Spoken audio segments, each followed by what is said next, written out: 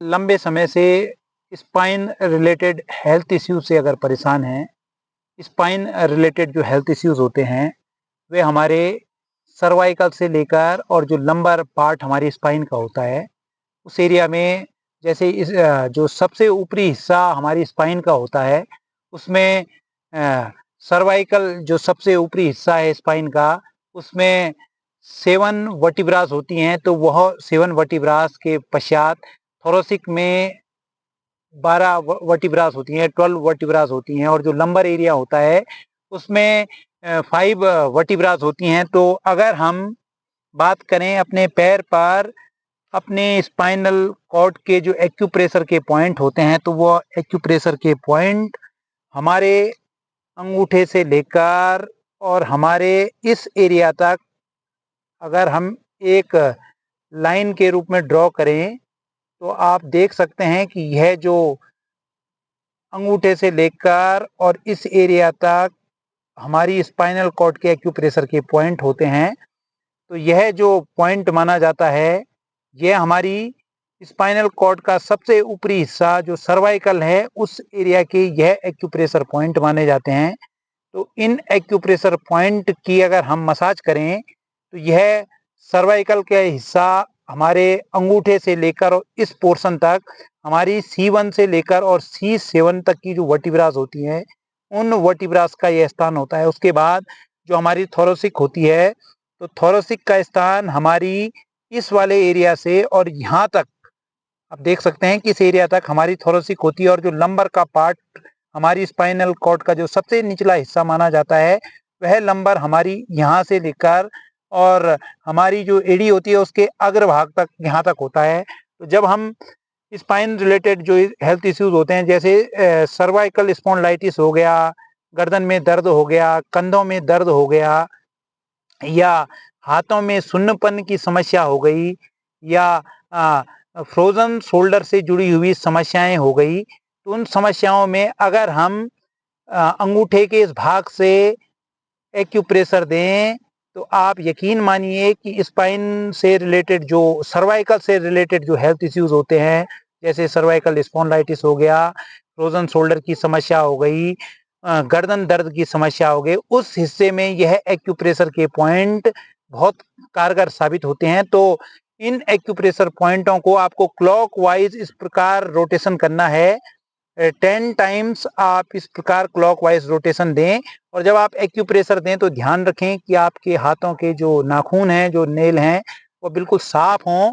तो इस प्रकार से आप इन पॉइंटों को अवश्य प्रेस करें।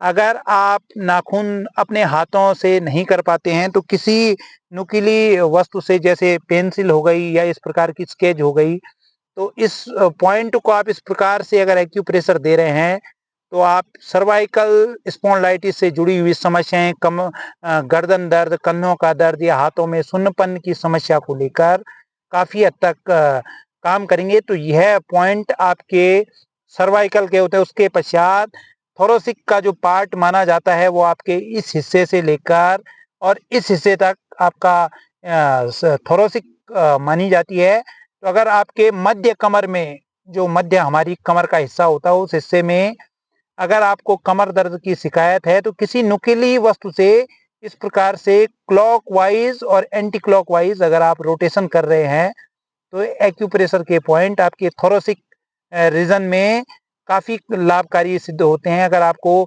मध्य कमर में कमर दर्द की शिकायत है तो ध्यान रखें, यह आप देख सकते हैं किस प्रकार से आपको रोटेशन देना है। तो यह आपकी मध्य कमर का जो हिस्सा होता है उसके लिए बहुत अच्छे पॉइंट माने जाते हैं।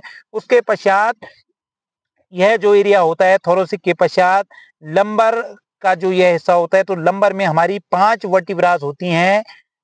यह L1 मानी जाती है, उसके पश्चात यह L2 मानी जाती है, यह L3 मानी जाती है, यह L4 और L5। तो अधिकांश जो कमर दर्द से जुड़ी हुई शिकायतें होती हैं वह हमारी L5 में होती हैं।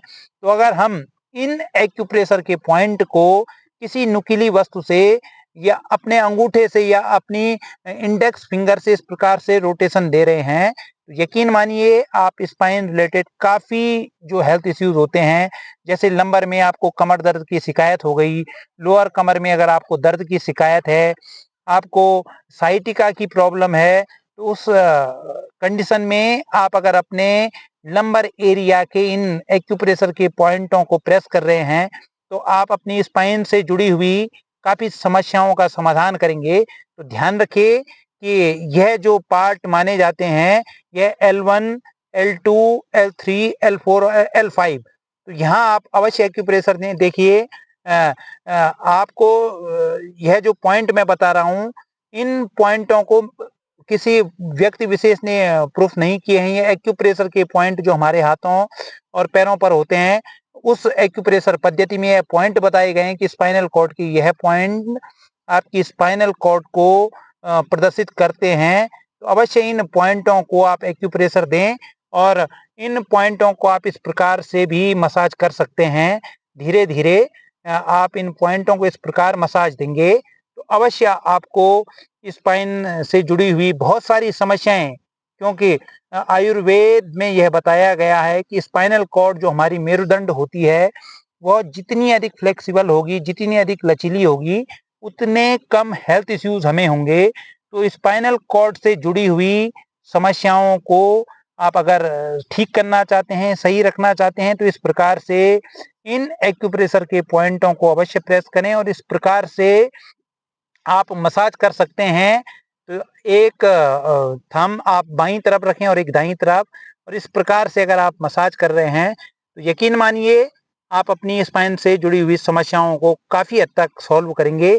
साथ ही जब आप इन पॉइंटों को एक्यूप्रेशर देते हैं तो उससे पहले अवस्था में अगर आप इस प्रकार से इस प्रकार घर्षण पैदा करें, अर्थात मसाज पैदा करें, तो यह मसाज घर्षण जब आप पैदा करेंगे तो इससे गर्मी पैदा होगी, गर्मी की तरह वैक्यूम पैदा होगा, और वैक्यूम क्या करता है कि हमारे ब्लड सर्कुलेशन को बढ़ाता है। तो यह वैक्यूम आपकी स्पाइनल कॉर्ड को स्पाइनल कॉर्ड में आपका ब्लड सर्कुलेशन बढ़ाएगा। तो अवश्य आप अगर स्पाइनल कॉर्ड से जुड़ी हुई समस्याओं का समाधान चाहते हैं तो यह वीडियो अधिक से अधिक लोगों के साथ शेयर करें, और इन एक्यूप्रेशर के पॉइंटों को दबाने में किसी भी प्रकार की कोई समस्या नहीं होनी चाहिए, और ये फ्री की एक दवाई है, तो इससे कोई साइड इफेक्ट भी नहीं होता है। तो अवश्य ही यह वीडियो उन लोगों के साथ शेयर करें जो स्पाइन रिलेटेड प्रॉब्लम से जूझ रहे हैं। आशा है आज का यह वीडियो आपको पसंद आया होगा। धन्यवाद और प्रणाम।